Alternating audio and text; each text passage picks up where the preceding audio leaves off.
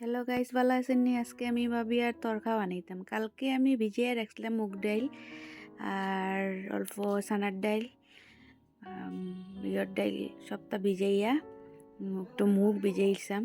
Colour ডাইলটা রাত্রে বাজিয়া রাখছি, বাজিয়া আর এটারে আমি পেস্ট করলাম। পেস্ট কইরা এগুন ডালি দিলাম পেস্ট কইরা।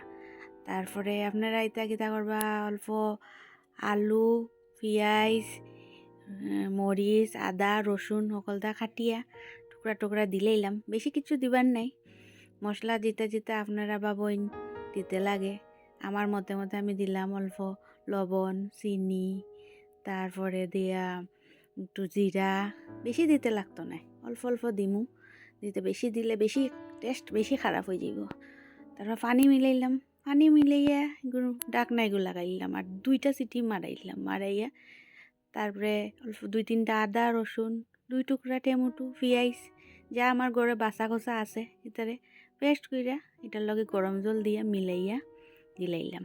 সম্বাসও দিলাইলাম, অল্প শুকনা মরিচ, পাঁচফোড়ন, দালচিনি দিয়া। বেশি কিছু লাগতো না, একদম সরল সোজা বানাইতে। এটা ডেলি ডেলি আমার কিতা খাইতাম, তো ভাবলাম আজ কিতা বাজি আর পেস্ট করা এটা ডালিয়া বালাটিকে বাজি লইলাম বাইজা।